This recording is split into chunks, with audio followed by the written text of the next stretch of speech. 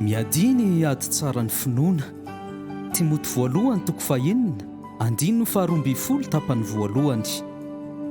Ampitahain'i Paoly Apostoly amin'ny mpanao fifadanana ara-panatanjahan-tena na amin'ireo olona miatrikady eo amin'ny kianja lehibe anankiray ny fiainan'ny mpino kristianina. Araka ny mahazatra ny rehetra sady faritan'ny lalàna amin'ny fifadanana rahateo dia izay miatrikady ka mandresy no mihazona ny lokany amin'ny fiafaran'ny fifaninanana.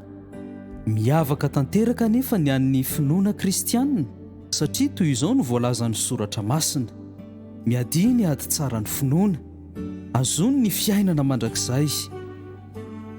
Raha lazaina amin'ny fomba tsotra io fananarana nataon'i Paoly Apostoly ho an'ny Timoty zanany ara-panahy io dia hoe efa azonina mialohan'ny ady na ny fifaninanana ny lokantsoina hoe fiainana mandrakizay.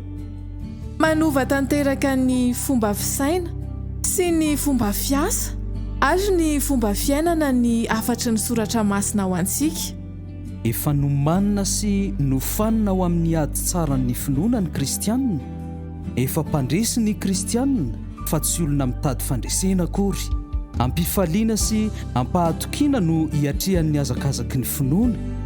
Azonina ary ifantohana ny loka dia ny fiainana mandrakizay.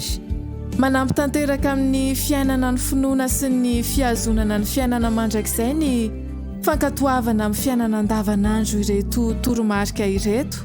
Katsao ny rariny, ny firaiketam-po amin'Andriamanitra, ny finoana, ny fitiavana, ny faharetana ary ny fahalemem-panahy andino ny faharaika amby folo.